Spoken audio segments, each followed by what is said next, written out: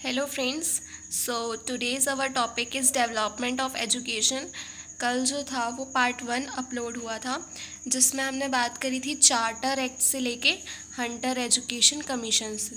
तो आज हम देखेंगे इंडियन यूनिवर्सिटीज़ एक्ट, और उसके बाद हम कहाँ तक देखेंगे इसको, जब सेकेंड वर्ल्ड वॉर की बात की जाएगी उसके पहले तक कैसे कैसे डेवलपमेंट हुआ एजुकेशन में, वो हम देखेंगे। So let's start the video. 20th century की बात करें हम तो पॉलिटिकल अनरेस्ट था एजुकेशन में। जो क्वालिटी थी एजुकेशन की वो धीरे धीरे गिरती जा रही थी। And educational institutions at factory producing, और जो एजुकेशनल इंस्टीट्यूशंस थे वो एज अ फैक्ट्री प्रोड्यूसिंग बन के रह गए थे। इन 1902 की बात करें तो रेलेक कमीशन ने अपनी कुछ रिकमेंडेशंस दी, जिसके बाद इंडियन यूनिवर्सिटीज़ एक्ट 1904 में पास हो गया।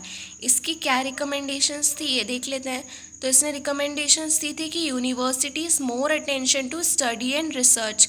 जो यूनिवर्सिटी का ज़्यादा से ज़्यादा अटेंशन होना चाहिए वो स्टडी में होना चाहिए और रिसर्च में। Number of fellow periods is reduced and most nominated by government. जो भी टीचर ट्रेनिंग वगैरह होगी, जो टीचर्स होंगे उनका जो टाइम पीरियड है वो रिड्यूस कर दिया जाएगा, और ज़्यादा से ज़्यादा वो गवर्नमेंट नॉमिनेटेड होंगे, मतलब उन्हें नॉमिनेट करेगी गवर्नमेंट। गवर्नमेंट के पास होगी veto power related to universities. जो कंडीशंस रहेंगी उन्हें ज़्यादा से ज़्यादा स्ट्रिक्ट बनाया जाएगा। 5 लाख रुपीज़ पर एनम दिया जाएगा for improvement of higher education, मतलब 5 लाख रुपीज़ हम पर एनम एक्सपेंड करेंगे for improvement of higher education. Next हम देखें तो जो गवर्नमेंट ने रेजोल्यूशन लाया एजुकेशन पॉलिसी से रिलेटेड इन 1906 में, जो बड़ौदा था उसे कंपलसरी बना दिया गया for primary education throughout territories.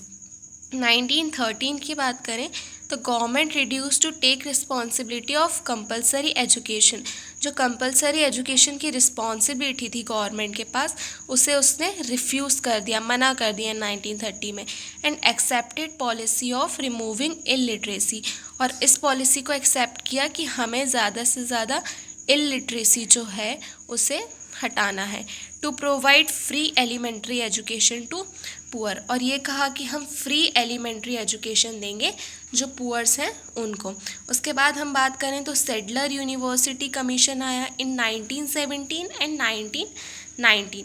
ये जो मेनली सेटअप किया गया था वो प्रॉब्लम्स के लिए सेटअप किया गया था, कलकत्ता यूनिवर्सिटीज़ की प्रॉब्लम को स्टडी करने के लिए। उसके बाद हम देखें इसने कुछ अपनी रिकमेंडेशंस दी थी, जैसे कि कहा था कि जो स्कूल कोर्स होना चाहिए वो 12 इयर्स का होना चाहिए। उसके बाद यूनिवर्सिटी में एंटरिंग करने का जो कोर्स होना चाहिए, जो मतलब यूनिवर्सिटी कोर्स होना चाहिए, वो 3 इयर्स का डिग्री कोर्स होना चाहिए। एंड नेक्स्ट के बाद कही थी कि prepare students for university stage.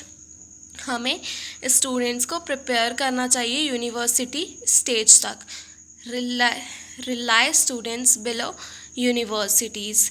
Provide collegiate education provide करना चाहिए। लेस रिजिडिटी होना चाहिए इन यूनिवर्सिटीज़ रेगुलेशंस। जो यूनिवर्सिटी के रेगुलेशंस है, रूल्स हैं, उसमें कुछ ज़्यादा रिजिडिटी नहीं होना चाहिए, उसमें लेस होना चाहिए। इसका मतलब ये नहीं है कि वो पूरी तरीके से फ्लैक्सिबल होंगे, बट रिजिडिटी उतनी ज़्यादा नहीं होंगे, रिजिड नहीं होंगे। University should be centralize. जो यूनिवर्सिटी होगी वो पूरी तरीके से सेंट्रलाइज होनी चाहिए। उसके बाद देखें female education, scientific and technology and vocational, इन सब ट्रेनिंग्स पे ज़्यादा से ज़्यादा ध्यान देना चाहिए। 1916 टू 1921 की बात करें तो 7 यूनिवर्सिटी सेटअप करी गई। कहाँ कहाँ सेटअप करी? मद्रास, पटना, बनारस, अलीगढ़, ढाका, लखनऊ एंड ओस्मानिया। इस जगह पे 7 यूनिवर्सिटी सेटअप की गई। फिर देखें 1920 में जो था वो सेडलर जो ये था यूनिवर्सिटी कमीशन, उसे इम्प्लीमेंट कर दिया गया। उसके बाद 1920 में हार्दॉक कमेटी आई, जिसने अपने ज़्यादा से ज़्यादा एम्फेसिस किस पे दिया, जोर किस पे दिया? प्राइमरी एजुकेशन पे। ओनली डिज़र्विंग स्टूडेंट्स को कहा वोकेशनल ट्रेनिंग देनी जानी चाहिए, और वो भी आफ्टर 8। फॉर इम्प्रूवमेंट, हमें एजुकेशन में इम्प्रूवमेंट करने के लिए एडमिशन्स को रेस्ट्रिक्ट कर देना चाहिए, मतलब ज़्यादा एडमिशन नहीं लेने चाहिए, उसमें थोड़ा रेस्ट्रिक्शन लगा देना चाहिए।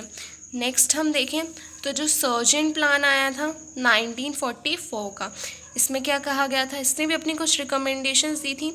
जैसे कि कहा था कि जो 3 to 6 ईयर्स एज होगी उसमें हम प्री प्राइमरी एजुकेशन प्रोवाइड करेंगे। जो कंपलसरी एलिमेंट्री एजुकेशन होगी वो 6 to 11 ईयर्स होगी। जो हायर एजुकेशन होगा वो 11 to 17 ईयर्स होगा।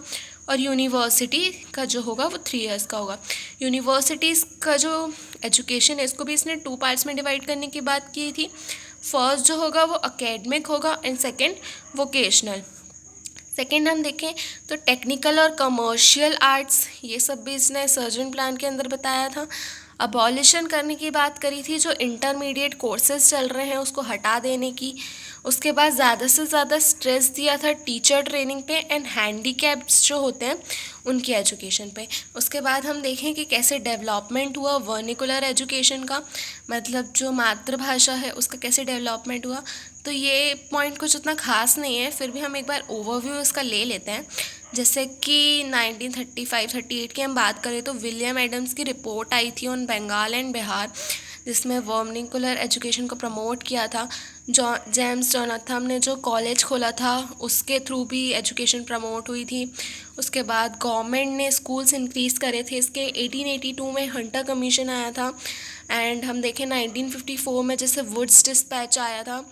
तो ये सब जो था वो डेवलपमेंट ऑफ वर्निकुलर एजुकेशन से था। नेक्स्ट हम देखें डेवलपमेंट ऑफ टेक्निकल एजुकेशन।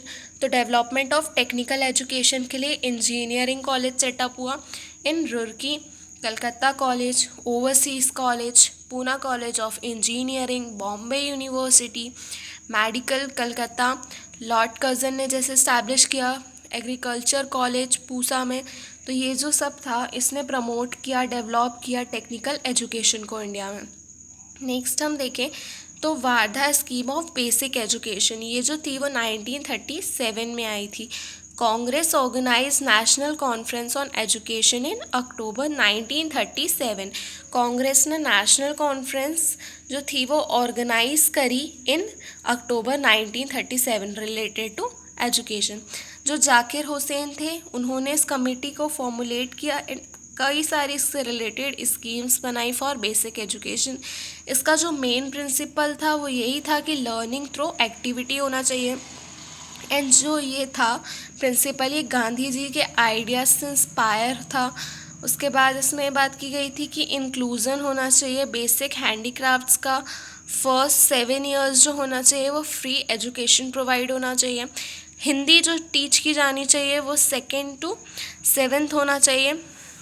फिर हम देखें इंग्लिश जो होगा वो after 8th suitable techniques provide करें एजुकेशन से रिलेटेड। पर फिर भी इतने सब कमिटीज़ आई, कमीशन आई, सब ने अपनी अपनी रिपोर्ट दी, डेवलपमेंट फिर भी उतना कुछ खास नहीं हुआ था इस टाइम तक एजुकेशन में। बिकॉज जो था वो इस टाइम पे स्टेट चल रहा था सेकेंड वर्ल्ड वॉर का, मतलब सेकेंड वर्ल्ड वॉर की तैयारी चल रही थी। और कई सारे कांग्रेस मिनिस्टर्स ने भी इस टाइम पे रेजिग्नेशन दे दिया था इन अक्टूबर 1939। So here we completes our whole topic. So if you guys love this videos then kindly like, share and subscribe our channel.